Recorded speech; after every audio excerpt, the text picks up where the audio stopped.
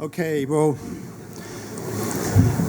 thank you for having this opportunity to speak, and good morning to everyone.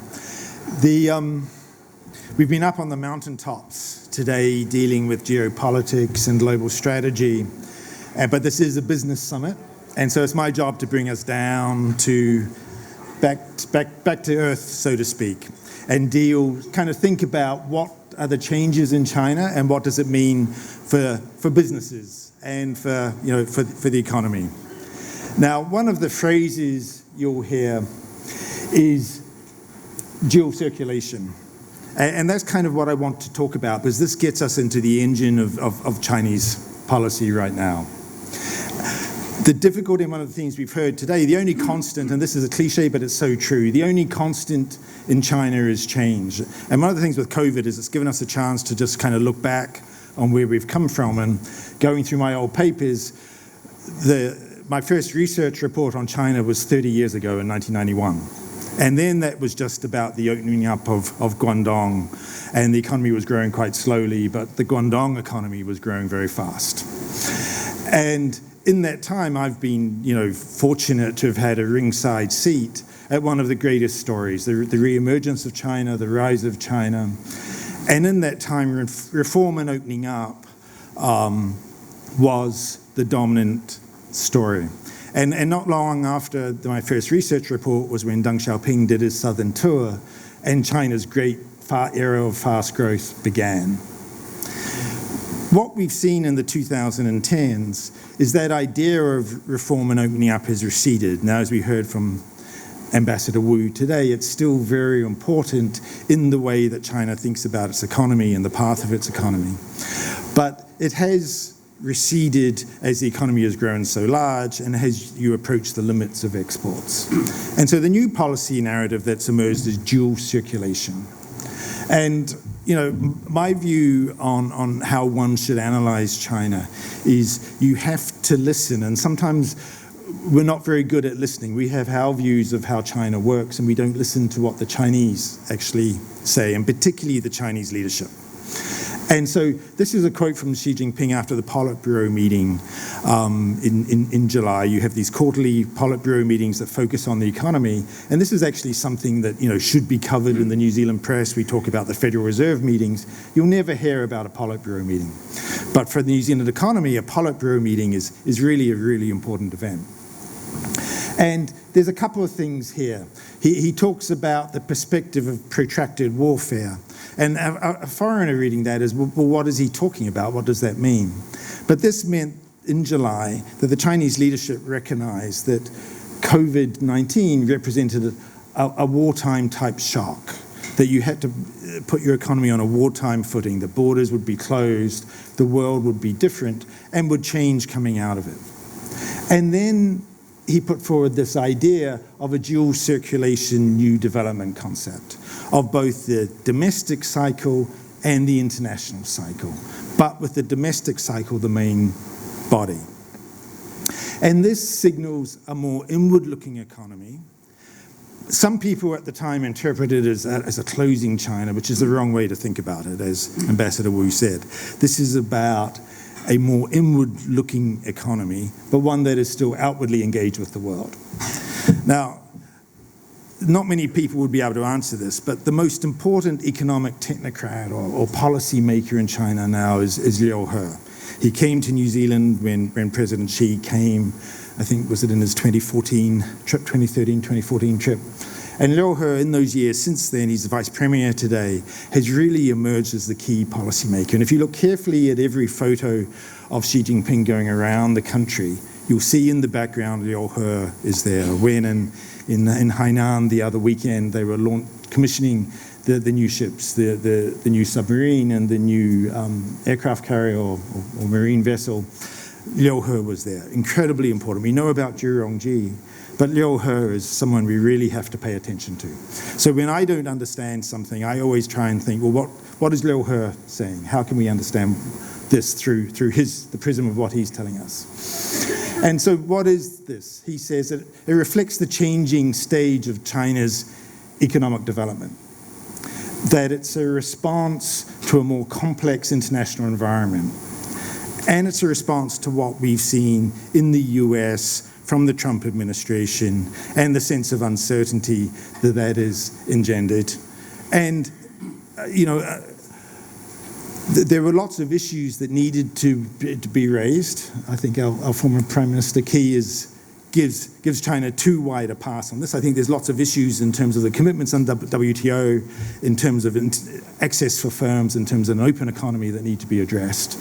But the Trump administration kind of, with the mix of policies that they used, kind of created a backlash. And part of this backlash is China now turning inward. The final thing Liu He said was to give full play to having a mega economy, and that's something we'll return to. And that's something that's really relevant for New Zealand businesses as we think about the next decade and the path from here. So dual circulation reflects that China's reached the limits of export-oriented growth. You can't be a $16 trillion economy and grow through exports. China's not going to get rich exporting to New Zealand or Australia. And so what some people have argued, well, this represents that China's diverging from the East Asian experience. But it's actually the model, the dual circulation model of focused on your internal economy and your external, is actually what we see in Korea and Japan. So it's the Northeast Asian model. It's not what we've seen in Singapore or what we saw in Hong Kong or in Taiwan. But it's about building your domestic economy at the same time. And so what we've seen in Japan and Korea, you go to Japan, you go to Korea, lots of domestic brands, domestic car industry. That's the model for China. So dual circulation is really more what we see in Japan and Korea. It's a hybrid model. You still have that export sector, but you build your internal economy. Now, what is interesting is there's nothing new here. This has been the trend for the last decade. Since 2009, exports have played a smaller part in the Chinese economy, and that's part of the New Zealand success story.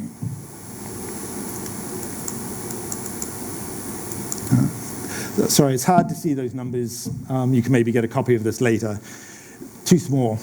But the point is, imports grew very rapidly for a long period of time, and now, in the last 5 years, they've only grown 1%. So China has imparted less of an impulse to global demand than it has in recent years, over the last 30 years. It's hard to see.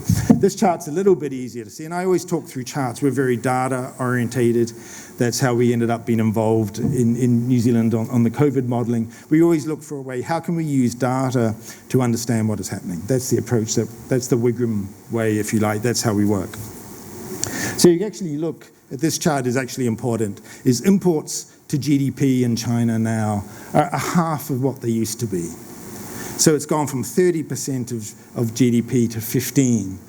But to me, that's the sort of transition of China maturing, that in the open Southeast Asian economies, exports to GDP are very high. If you look at Japan, it's low.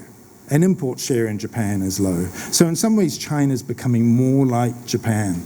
That rather than thinking of dual circulation is a good way to think about it, was rather reform and opening up, which may refer to a smaller economy. We're talking about a very large economy where exports are a smaller share, as are imports. Now, let's think about what this means for New Zealand. Now, the share, New Zealand's actually gained share. This is a long-term chart, a little bit harder to see than I expected. But since the 1990s, New Zealand's export share has gone up significantly in China. But we're still only 0.08% of Chinese imports. Tiny. And that's,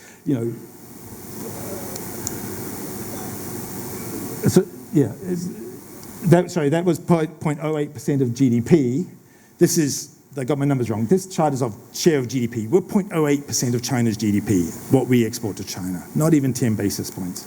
Our exports have done much better, and we're 0.5% of Chinese imports. So in some ways, the way we have to think about it in New Zealand is quite different to elsewhere, in that we're so small, and that's why our focus should be on business. We talk a lot about Australia a lot and the difference of our relationship, but actually Australian trade has grown very much in line with what we've seen in New Zealand. It's not that different. Australia's experience is actually identical to ours. So we can't say we've done better than Australia. Australia's actually grown the same as us. And then when you look at the Australian data right now, it's remarkably similar. But Australia is much, much larger. It's 5% of imports. Australia accounts for 5% of Chinese imports. Australia is a major player. We're a bit player, and we can never forget that. We face a very different kind of circumstance to Australia. Now, trade is done by businesses, not countries. So even with the sanctions on some specific industries, like we've seen in wine and barley, Chinese imports from Australia are growing faster than from New Zealand right now. Much faster. So we have to be careful. I think there's a danger. This morning's session was fantastic, but there's a danger for businesses being caught up in high-level thinking. It's really, in China, is about businesses on the ground. And before we come to think about China now, I just have a couple of comments. It was interesting hearing John Key talk about Zespri and the way they were dealing with change in China. And when I look back, apologies to people from Fonterra in the room, but Fonterra to me is an important case study, but it's an example where the senior management thought at a high level. And those trips, the PM's trips to Beijing, I mean, I was part of them, they were intoxicating moments for New Zealanders, as the former Prime Minister's said. That was an intoxicating moment for New Zealand. But the high-level thinking kind of trapped Fonterra into a succession of bad investment decisions that didn't really at the time. And talking about Q&A, Fran picked it up when I was on Q&A, when the Being Made deal was announced, I described it as reckless. Now, so it's not with hindsight I'm saying this. There was a series of decisions made over the last 2 decades that reflected banking on the New Zealand-China relationship rather than banking on your business edge in China and understanding policy and the complexity of the Chinese economy. And that's what we always have to admit. Chinese policy matters. Each New Zealand company should actually have a policy analyst who every day is just analysing Chinese policy and what it means for the business going forward. We need much more investment. That high level is not going to get us where we want to be. In contrast, Zespri shows to me a really dynamic response, dealing with internal competition, even though the plants were sourced illegally, accepting that fact and working around that, and working with local governments at that ground level, making good business decisions. So what's the outlook now? Madam Wu shared with us some numbers of Chinese economic performance. Chinese data can be problematic to work with, and that's kind of our area of expertise.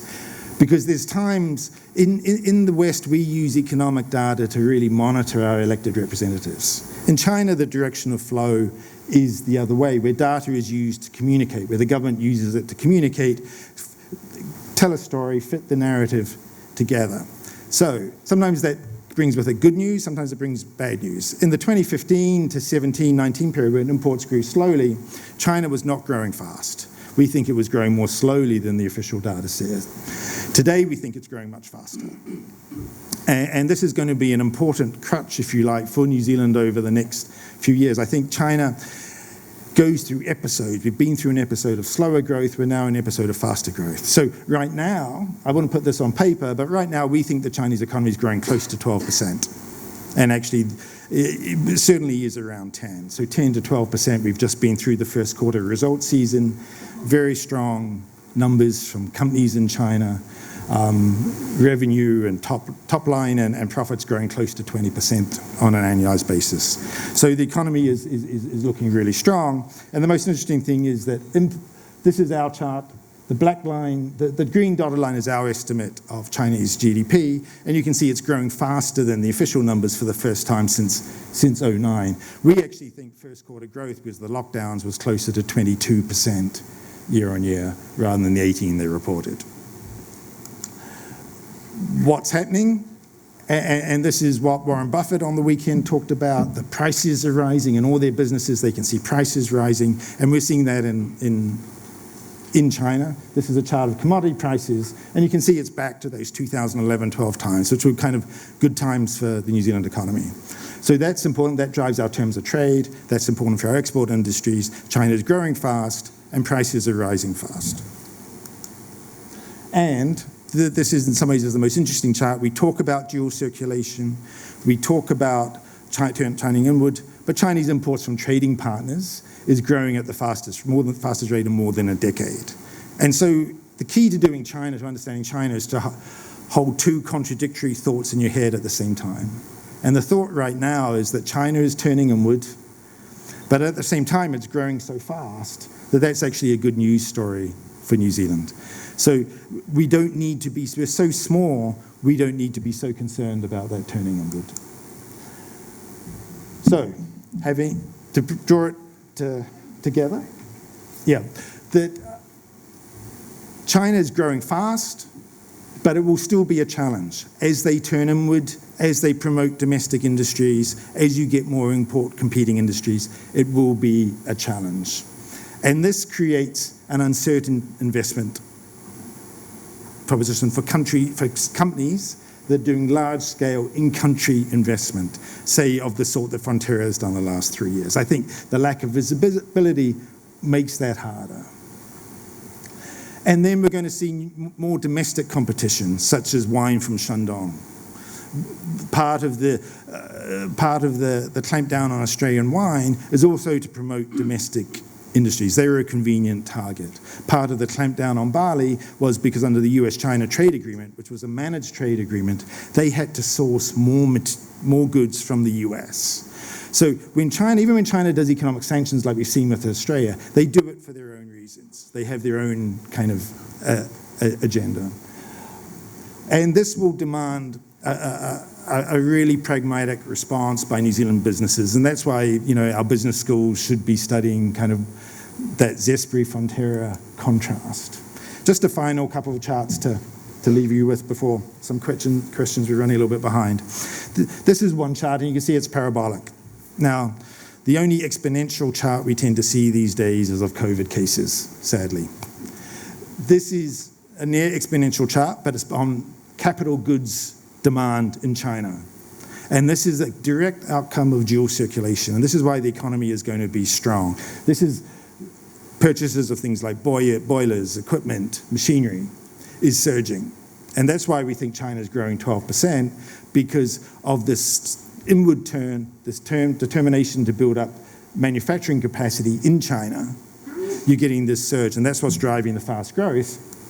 But if you look at dairy output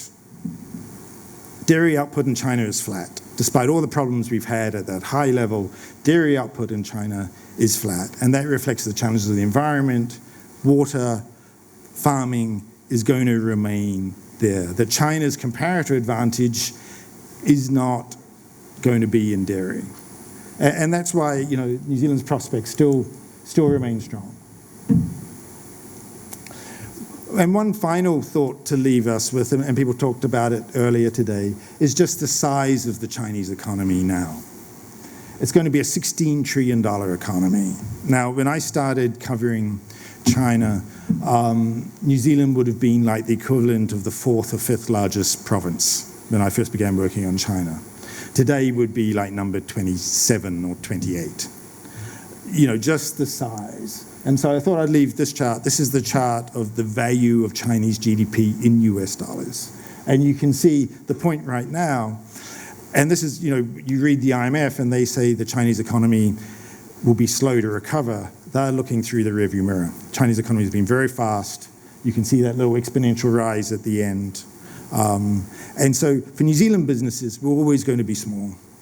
And it's going to be about making sure that opportunity works. So, thanks. Come and have a seat. You may. Could we have the Slido, please? Any questions from there? And just prior to, I guess what interested me, what is the sweet spot for New Zealand with China now in your data sets? Well, I think the sweet spot is just how fast China's growing and recognizing that China is episodic and we're now in an episode of fast growth. And so there's actually lots of opportunity. We may have lost international education. Tourism is going to be slow to come back. But in terms of goods trade, and then one of the interesting other things this morning is services. I think that's something, aged care was mentioned. At what point can we build services exports into China? This is from your friend Jade Craig. Rodney, for years you've built a reputation as a China bear. What's changed that now makes you sound very bullish? Well, what made me a bear during those years is the same thing that worried Liu He and Guo Suqing, that the debt would rise to the sky, that it was unsustainable. You look at the bankruptcies that have happened, you had a lot of financial excess in those middle 2010s. And I worried very much about financial stability.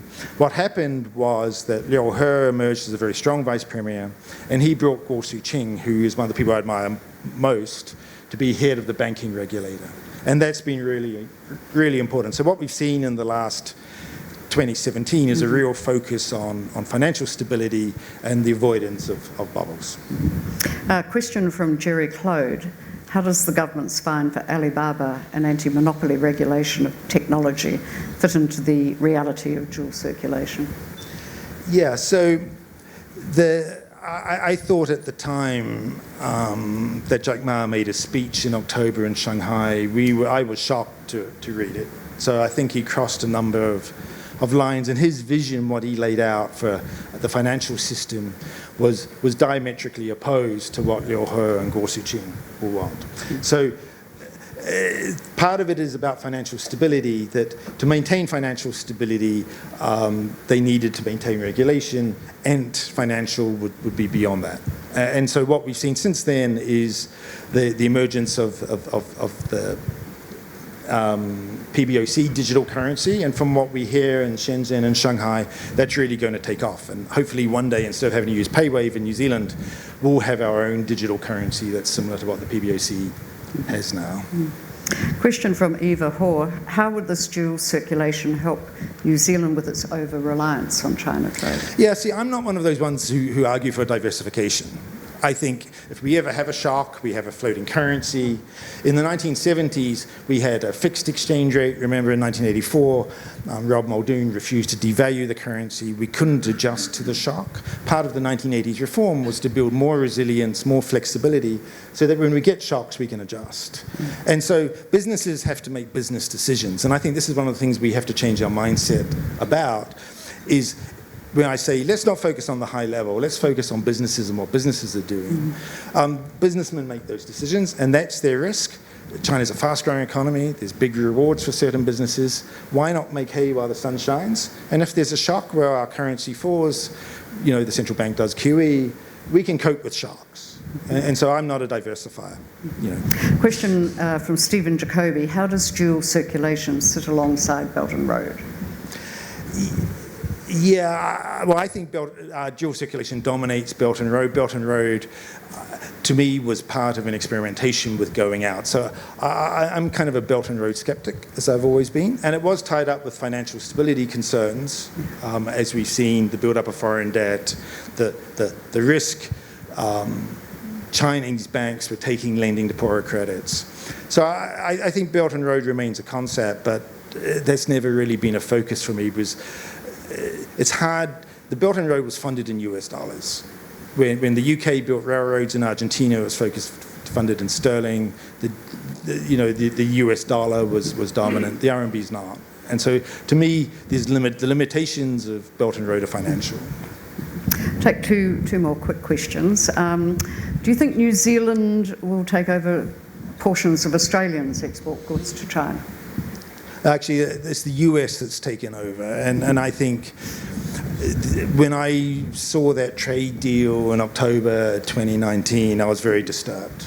because it was a managed trade deal and there were clear losers in agricultural trade, and the question was who was going to lose. I thought that trade deal was one of our biggest setbacks for global trade and globalization, and Australia ended up being the loser. Another question, slightly on a similar vein. Taking blue sky thinking, supported by adequate investment, which sector of New Zealand exports, or which sectors, could flourish in China in, say, 10 years' time? What are the new opportunities you might see? I think that's the sort of question you should never ask an economist. I'll place a bet. No, ideally, I'd love to see services flourish. That would be the ideal. I'm not sure we will, but we've seen Tencent investment in the New Zealand gaming industry. Hopefully, we start seeing services flourish. Thank you very much. I mean, that's been a very interesting presentation by you, and we've enjoyed it. And I'm sorry we never had more time. Thank you.